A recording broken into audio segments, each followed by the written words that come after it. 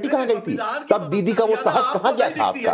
पश्चिम बंगाल में टीएमसी के office bearers, ये हिंसा का तांडव अब नहीं चलेगा। इसको स्वीकार करिए, इसको नोट करिए, इसको लिख लीजिए बात। और जहां तक संवैधानिक मर्यादा की बात है, मैं आपसे पूछना चाहता हूं, आपने कहा कि भाई संविधान ये लोग नहीं मानते हैं, आप क्या करोगे? क्या ये देश एक ही संविधान से चलेगा? और उस संविधान को मानना आपका भी दायित्व है, और ममता दीदी का भी दायित्व है, और टीएमसी का भी दायित्व है। सुन लीजिए, लिख लीजिए, नोट कर लीजिए। Everyone is equal in the eyes of law. वो चाहे ममता बनर्जी क्यों ना हो। ममता बनर्जी और टीएमसी के आपके जो गुंडे हैं वो पुरोहित जी, संविधान में ब्रेकडाउन कहां हो गया है? मैं बार बार आपसे पूछ रही हूं, मुझे समझा दीजिए, संविधान में ब्रेकडाउन कहां हुआ है? ब्रेकडाउन कहां हो गया? देखिए, अभी देखिए 2021 से जब गुरु प्रकाश जी ने बात की, 2021 का चुनाव हारने के बाद जिस तरह से पश्चिम बंगाल के साथ में एक सौतेला व्यवहार किया गया, ममता बनर्जी को जिस तरह से कभी ईडी सीबीआई का डर दिखा करके, कभी ये करके कि जेल में डाल देंगे। मेरी बात सुनिए, अजीत पवार 70,000 करोड़ का आरोपी है, देश के प्रधानमंत्री ने कहा था, और आज वो रुपए बांट रहा है महाराष्ट्र में, और उनके बेटे ने जो जमीन खरीदी है स्टाम्प ड्यूटी तक पेमेंट नहीं की, क्योंकि सरकार में बैठे हैं। ममता बनर्जी को हटाने के लिए पश्चिम बंगाल सरकार का करीब 2 लाख करोड़ रुपया आज तक बकाया है, और आप 10,000 रुपए बांट रहे हैं राज्यों में। अरे तमाम स्कैम करते हो आप लोग, और कहते हो कि भाई सौतेला व्यवहार होता है। इसको संविधान की क्या बात करते हैं भैया आप लोग? स्वयं प्रकाश जी, आप तो पढ़े लिखे व्यक्ति हैं भाई, आप उस पार्टी में क्यों है, क्या है, मुझे समझ में नहीं आता। मुझे अभी भी समझ नहीं आई कि लॉ एंड ऑर्डर कहां चला गया, संविधान कहां चला गया। मलूक साहब, मैं आपसे पूछना चाहती हूँ, आप राष्ट्रीय प्रभारी हैं आरएलडी के, मैं आपसे पूछना चाहती हूँ सीधे तौर पर कि ममता बनर्जी पर ईडी सीबीआई के छापे कब पड़े हैं? मुझे तो नहीं याद कि कभी पड़े हों। अब ईडी सीबीआई की टीम किसी और को अगर इन्वेस्टिगेट करने जा रही है, तो इससे ममता बनर्जी और तृणमूल कांग्रेस आरोप कैसे लगा सकती है कि संविधान खतरे में है? लेकिन मुझे याद है कि पिछली बार जब चुनाव के बाद, सही कह रहे थे गुरु प्रकाश जी, कि चुनाव के बाद जो वायलेंस हुई, कितने केसेस कोर्ट में गए सबको पता है, संदेश खाली हुआ, उसके बाद घटनाएं हुई, रामनवमी पे पत्थरबाजी, तमाम चीजें हुई, रेप के कितने केसेस हुए। संविधान खतरे में किसकी तरफ से हुआ? मुझे नहीं समझ आ रहा कि कभी सेंट्रल गवर्नमेंट ने बंगाल में जाके संविधान को खतरे में कर दिया हो। सुनो नविका जी, अगर कुछ लोग अपराध करते हैं और चिट फंड में फ्रॉड करते हैं और सीबीआई में केस रजिस्टर्ड होता है, सीबीआई की टीम अगर पश्चिम बंगाल जाती है तो कलकत्ता में उनके खिलाफ पुलिस के द्वारा केस लगा के उन्हें बंदी करी जाती है और संविधान की धज्जियां उड़ाई जाती हैं।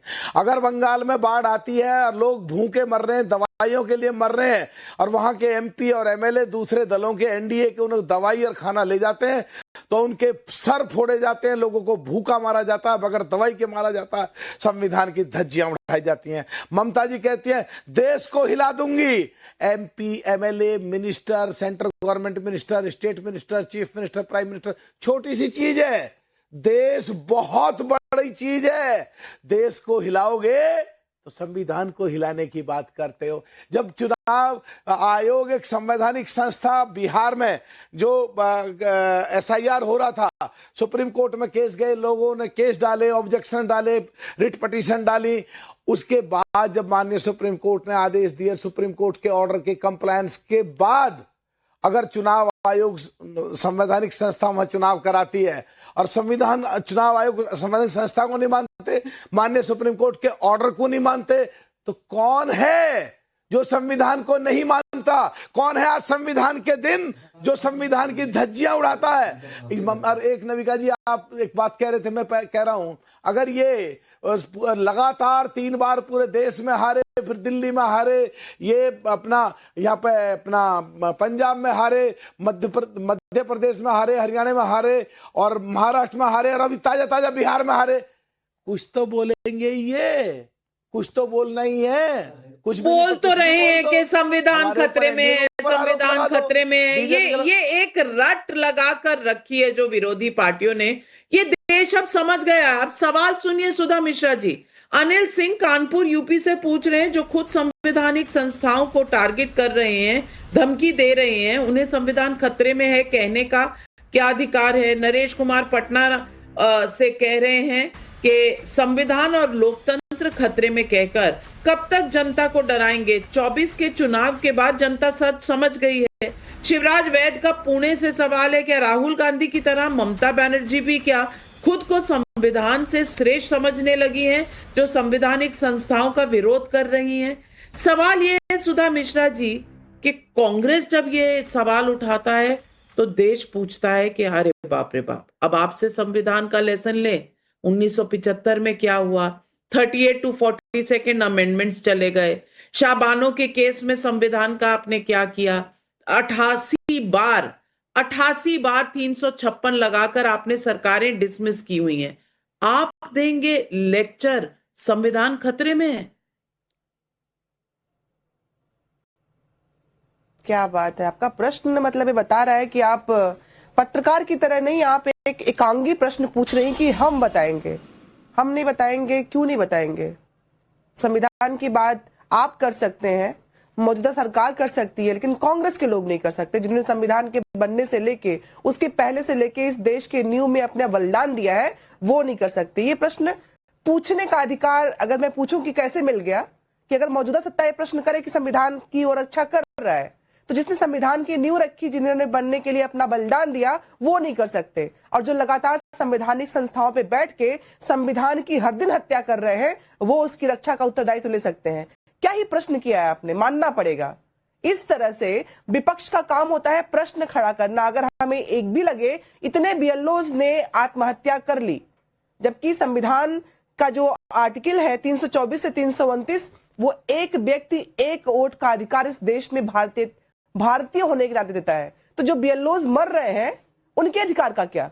आप जो बातें पूछ रही हैं, उन पर प्रश्न खड़ा किया जा रहा है। अगर देश का संविधान, देश की न्याय व्यवस्था हमें यह अधिकार देती है कि हर व्यक्ति इस देश में अपने अधिकारों के लिए प्रश्न खड़ा कर सकता है, तो उन घरों के प्रश्नों को कौन उठाएगा जिनके ऊपर इतना प्रेशर डाला गया कि उनकी मृत्यु हो गई? आपको पूछना चाहिए ना, लेकिन आप वो प्रश्न नहीं करेंगे। आप लगातार कह रही हैं कि संविधान खतरे में कैसे है। जिस देश में प्रधानमंत्री से लेकर मुख्यमंत्री तक भाजपा शासित राज्यों में संविधान को ही खत्म करने की बात करते हैं, और ऐसे लोगों के साथ खड़े होते हैं जो कहते हैं 400 पार संविधान बदल देंगे। आप उनके नाम बताइए कौन से मुख्यमंत्री ने या कौन से मंत्री ने, नहीं आप नाम बताइए कौन से मुख्यमंत्री या मंत्री ने कहा है कि संविधान बदल देंगे, बता दीजिए ना। नहीं सुधा मिश्रा जी, मैं आपको कह रही हूँ, आपका मुद्दा मैं सवाल पूछूंगी, आप मुझे बता दीजिए किस मंत्री ने या किस मुख्यमंत्री ने कहा है। आप मुझे बताइए किस मुख्यमंत्री ने कहा। मैं अपनी बात रखूंगी, आप मुझे नहीं बताएंगे मुझे क्या पूछना है। आप अपनी बात रखेंगे, जो आपने ही बात रखी है, मैं आप ही की बात उठा रही हूँ। कौन से मुख्यमंत्री ने कहा है कि वो संविधान बदल देंगे? मुझे जवाब दीजिए पहले आप सुधा मिश्रा जी, किसका? मैं अभी गुरु प्रकाश जी से इसका जवाब लूंगी। आप बताइए कौन से मुख्यमंत्री ने ऐसा कहा है? संविधान की रक्षा के लिए बैठी हुई हूँ, तो आप अरे सुनिए, मुख्यमंत्री से लेके जितने लोगों ने 400 पार तो हुआ नहीं, लेकिन जहां आप बैठी हो वहां पे एक्यूआई का जो स्तर है वो भी आप देख रही होंगी। तो अब एक्यूआई बढ़ने दीजिए। आपकी दिक्कत क्या है? आपकी दिक्कत है कि मुख्यमंत्रियों ने कहा है कि संविधान बदल देंगे, या आपकी दिक्कत एक्यूआई है कि संविधान में एक्यूआई और सबका मिश्रण बना के कुछ भी बोलेंगे? आप अपना सवाल बताइए। आप मुझे एविडेंस दीजिए किस मुख्यमंत्री ने कहा है कि देश का संविधान बदल देंगे। बताइए किस मुख्यमंत्री ने कहा है कि उनको छुपाने की कोशिश में ऐसे प्रश्न खड़े किए जाते हैं। सुन लीजिए, आपके पास इतने एविडेंस है कि उनको छुपाने के लिए नए प्रश्न। मलूक साहब सुधा मिश्रा जी ने सुधा मिश्रा जी ने खुद कहा कि ऐसे मंत्री हैं बीजेपी शासित राज्यों में और मुख्यमंत्री हैं जो संविधान बदलने की बात करती हैं। आपको नहीं लगता उन्हें जब बताना चाहिए कौन सा मुख्यमंत्री है? देखिए सुनो नविका जी, डॉक्टर सुधा की गलती नहीं है। इनका तो नेता पार्लियामेंट से निकल के सबसे बड़े नेता राहुल गांधी कहते हैं देश की इकोनॉमी डेड। 60 साल की कांग्रेस के समय में जो इकोनॉमी गई है उसे भी डेड बताते हैं। ये तो प्रश्न तो पूछो सुधा जी, पर प्रश्न ऐसे मत पूछो जो देश के खिलाफ जाए, कांग्रेस के खिलाफ जाए, 60 साल कांग्रेस के द्वारा बढ़ाई इकोनॉमी के खिलाफ जाए। प्रश्न तो पूछो, पर ऐसे प्रश्न मत पूछो जो पाकिस्तान के फेवर में जाए। ऐसे प्रश्न मत पूछो जो देश के खिलाफ जाए। मत पूछो, आप होते कौन है पूछने वाले? खिलाफ जाए। राहुल गांधी जी को कार्यकाल की बात जलेबी की फैक्ट्री में आप हमेशा 50,000 लोग ना बताएं। राहुल गांधी जी को कहो जितनी आप काम नहीं बिहार में राजनीतिक कत्ल की रात चल रही है और वो यहाँ दिल्ली में लड्डू और इमरती बना रहे हैं। ऐसे प्रश्न पूछो। यहाँ पे आप मिश्रा जी, सुधा मिश्रा जी, कांग्रेस पार्टी 2024 के चुनाव में ये कर चुकी है। वो भ्रमित करने की कोशिश कर चुकी है कि संविधान बदल देंगे एडिटेड वीडियो डालकर। आपने आज 2025 के नवंबर 26 को संविधान दिवस पर अगर कहा है तो आपको यहाँ तो एविडेंस रखना चाहिए। एविडेंस है नहीं तो फिर अजीज खान साहब मैं आपसे पूछूंगी कि ये गोलमोल क्यों कहा जाता है? आपको याद है कि किसी भी बीजेपी शासित